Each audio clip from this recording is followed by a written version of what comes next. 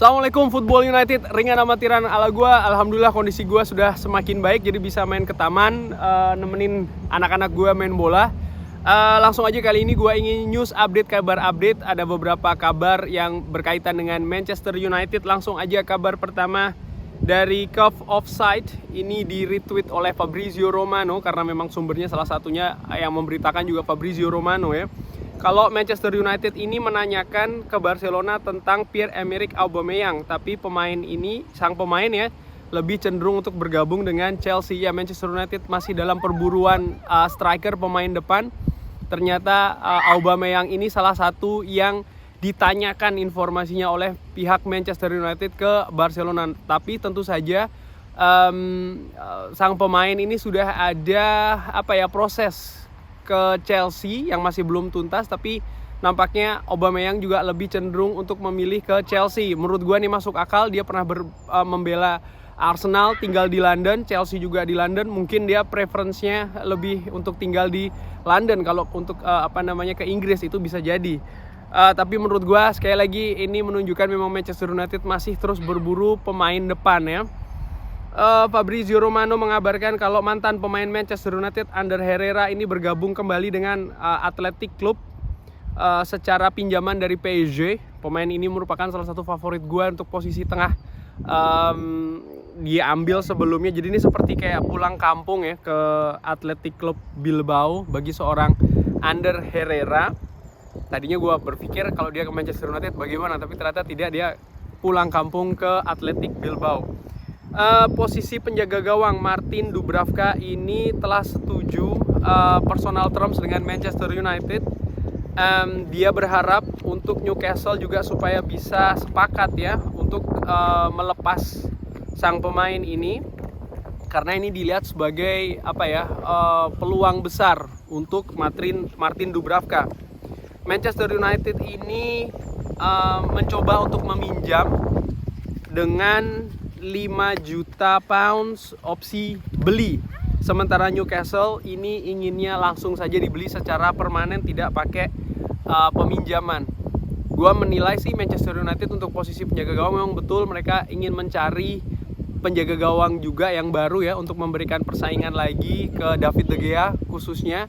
Tapi mengingat untuk jangka panjang, karena musim depan Dean Henderson sudah kembali lagi ke Manchester United, jadi Manchester United juga mempertimbangkan hal tersebut. Oleh karena itu tidak ingin membeli secara permanen ya, ingin meminjam dulu Martin Dubravka. Mungkin bisa jadi demikian, walaupun masih ada Tom Heaton juga yang menurut gue di beberapa penampilan di pre-season tampil cukup bagus. Martin Dubravka tentu saja dengan adanya Nick Pope ke Newcastle, ini posisi penjaga gawang utama bergeser, tapi bermain di Manchester United yang secara tim ya, secara klub ini bermain di 4 kompetisi yang berbeda, tentu saja memberikan peluang bagi Martin Dubravka ini untuk bisa bermain lebih besar, karena ada Carabao, bisa juga diturunkan di Europa League, itu masih sangat mungkin. Masih dari Fabrizio Romano mengabarkan kalau belum ada negosiasi tentang Memphis Depay dan Real Sociedad, walaupun ada beberapa rumor ya, tapi situasi dari Memphis ini masih terbuka.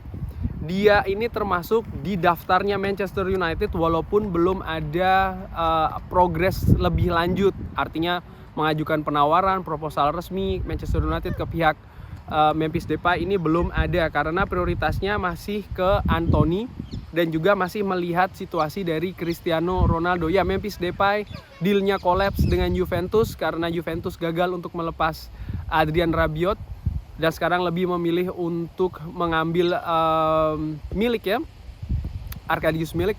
Dan ya tidak jelas lagi nasib dari seorang Memphis Depay, apakah akan kembali ke Barcelona atau kemana. Tapi yang jelas dari pihak Memphis Depay ini ingin supaya bisa dilepas secara gratisan. Menurut gue ini bisa jadi salah satu opsi, salah satu alternatif ya bagi Manchester United yang masih mencari pemain depan baru untuk menambah kualitas, menambah kedalaman skuad. Ini ada wawancara hari ini ya, Alfred Schouder, pelatih dari Ajax, sebelum pertandingan antara FC Utrecht menghadapi Ajax, menjelaskan tentang situasi Anthony. Dikatakan kalau situasi Anthony ini belum berubah dibandingkan dengan minggu lalu. Kita masih mendiskusikannya secara internal setiap hari juga dengan pemain. dia report tentang dirinya ya ke dalam ke klub. Sorry ada pesawat. Dia ini report dirinya kepada klub dan kita juga berbicara. Tapi saya ingin fokus kepada pemain yang kita punya sekarang. Untuk saat ini Anthony tidak penting. Artinya ya karena memang situasinya juga masih complicated, masih belum jelas, sehingga Alfred Schreuder menganggap bahwa pemain Anthony ini dalam tanda kutip tidak penting untuk berada di dalam skuad Ajax ketika menghadapi, ya contohnya hari ini menghadapi FC Utrecht. Ini juga memperjelas kalau situasi dari Anthony ini belum jelas ya.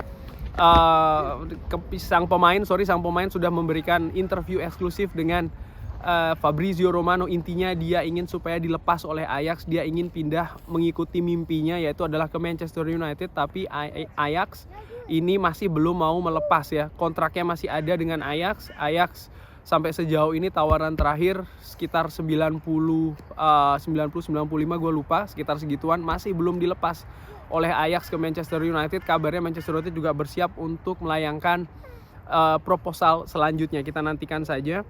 Ada data yang menarik ini, Lisandro Martinez bisa memenangkan aerial duels lebih besar daripada Kalidou Koulibaly, William Saliba, Joe Gomez dan juga Ruben Dias.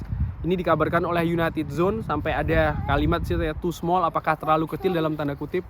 Ya ini kan juga menjawab keraguan banyak pihak termasuk fans Manchester United ya yang belum mengetahui Lisandro Martinez ketika datang ke Manchester United ke Old Trafford karena sang pemain dianggap terlalu kecil untuk Liga Inggris ya kan, yang banyak duel-duel bola atas, aerial duel dan lain-lain. Tapi ternyata sang pemain mampu menunjukkan paling tidak di sejauh ini sudah 4 pertandingan yang dilalui kalau secara aerial duels dia ini bisa memenangkan dengan presentasi cukup tinggi. Menurut gue ini cukup luar biasa. Dan sekarang kenapa bisa itu terjadi? Karena sang pemain menurut gue ya 100% ini hadir ke Old Trafford karena rekomendasi langsung dari seorang Erik ten Hag. Dan menurut gue ini penting.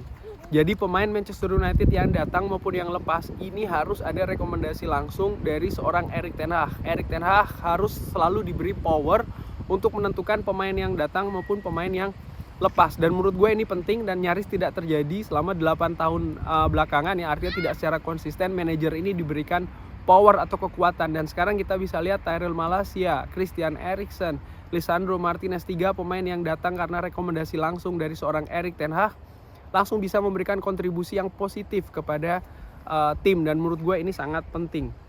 Jorge Mendes dikabarkan ini di belakang layar masih terus mencari opsi atau klub ya yang bermain di Champions League untuk Cristiano Ronaldo. Kita nantikan ya sampai dengan menit terakhir nanti, detik terakhir bursa, kemana Cristiano Ronaldo akan bermain. Gue bikin polling kecil-kecilan, sampai sejauh ini gue lihat banyak yang memperkirakan kalau Cristiano Ronaldo akan cabut dari Manchester United. Dikabarkan oleh MUFC MPB, ini dari Simon Jones ya, dari Mail, mengabarkan kalau Manchester United berburu 2 pemain depan dan penjaga gawang sebelum hari Kamis deadline-nya. Manchester United masih menantikan hasil dari board meeting di Ajax sebelum mereka ini mengambil langkah selanjutnya terkait dengan Anthony. Ajax mengharapkan Manchester United untuk kembali menawar ya, memberikan proposal lebih tinggi dari tawaran sebelumnya, itu adalah 84 juta pound atau sekitar 90 juta euro. Jadi Ajax mengharapkan Manchester United akan kembali dengan angka yang lebih tinggi lagi. Wow, luar biasa. Dikabarkan oleh Fabrizio Romano melalui akun YouTube-nya kalau ada kontak ya antara Memphis Depay dan pihak Manchester United untuk mengeksplorasi tentang situasi-situasi yang ada saat ini. Ya tentu saja bersama dengan Cody Gakpo dan juga Anthony, 3 pemain ini sekarang dikait-kaitkan dengan Manchester United. Ketiga-tiganya yang unik adalah pernah bermain di Eredivisie, bahkan 2 merupakan pemain Belanda yang menurut gua sangat memungkinkan kalau ini diketahui langsung oleh Erik ten Hag. Artinya rekomendasi dan juga data-data ini Erik ten Hag lebih mudah untuk mendapatkannya karena kolega-koleganya di Eredivisie tentu saja ya. Dan ya apakah Memphis Depay cocok? Gue sudah pernah bahas di channel gue cantumkan sebagai salah satu alternatif sebenarnya, baik karena dia bisa bermain di 2 posisi, di sayap maupun juga di lini depan. Lalu Cody Gakpo pun juga demikian, bisa bermain di dua posisi yang menurut gue salah satu hal positif ya. Sementara Antony ya harganya menurut gue cukup mahal. Lalu Manchester United ini masih ya dinantikan untuk bisa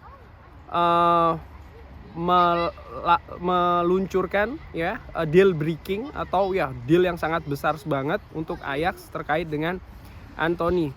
Ya dikabarkan tawaran terakhir senilai 90 juta ini masih ditolak oleh klub ya kan, masih menantikan apakah akan ada tawaran selanjutnya. Tapi menurut gue jumlahnya sangat luar biasa ini. Dikabarkan ingin 100 juta kan, ya kita nantikan saja apakah 100 juta akan bisa mendatangkan, apakah Manchester United akan melayangkan 100 juta atau tidak ya. Dari United District mengabarkan kalau Jorge Mendes ini berusaha untuk meyakinkan Napoli kalau ada tawaran dari Manchester United untuk Victor Osimhen. Dia juga percaya kalau Glazer akan memainkan peranan yang penting ya tentang gaji Cristiano Ronaldo karena ada potensi untuk pindah ke Napoli. Wah, ini kabar menarik lagi. Victor Osimhen akan dibarter dalam tanda kutip dengan seorang Cristiano Ronaldo. Kabarnya Napoli akan setuju kalau Manchester United menebus Osimhen dengan harga yang cukup tinggi. Lalu gajinya dari Cristiano Ronaldo juga sekian persen dibayarkan oleh Manchester United. Ini menurut gua kabar sekali lagi yang sangat menarik ya. Nampak sekali dinamikanya ini sangat cair. Kemungkinan masih bisa terjadi banyak banget. Cristiano Ronaldo apakah akan stay atau tidak. Dan satu dan yang lainnya ini menurut gue berkait juga ya. Mungkin tentang Memphis Depay, tentang Cody Gakpo, tentang Antony, tentang Cristiano Ronaldo.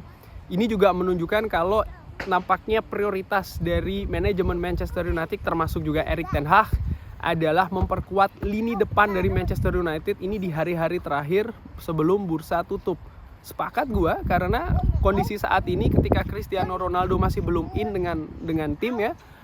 Anthony Martial cedera, Marcus Rashford yang sempat oke, tapi gue menilai masih bukan optimal ya, masih belum optimal posisi Marcus Rashford sebagai pemain depan, sebagai striker. Kita butuh pemain baru yang memperkuat Manchester United di posisi striker. Oleh karena itulah ya menurut gue sekali lagi masuk akal manajemen dan juga Erik ten Hag sampai dengan menit terakhir nanti ini berburu pemain depan.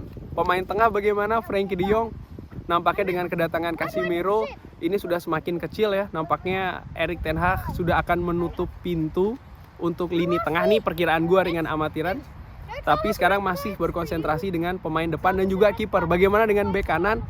Bek kanan masih tergantung dengan kondisi dari Aaron Wan-Bissaka apakah bisa dilepas atau tidak ya.